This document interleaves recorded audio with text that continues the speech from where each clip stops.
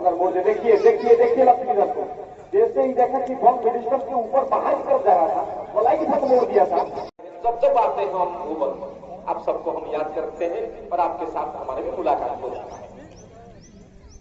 मकरदास की गेंद लक्ष्मीधर को, लक्ष्मीधर आगे गए, ड्राइव किया, कॉपर बाउंड्री, 1 रन के साथ लक्ष्मीधर का निजी स्कोर जाकर पहुंचा 3-4 पर पहुंचा लक्ष्मीधर का, और total score Bhuvan cricket club 36 run.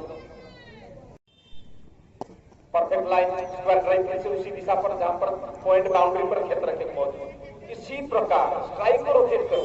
8 over के बाद total score 41 run, 41 loss of. और ये अच्छी गेंद ये नहीं, अंपायर ने कहा भाई एक एक्स्ट्रा अतिरिक्त के माध्यम से, वाइड के माध्यम से संतोष सारा कैप्टन के रूप में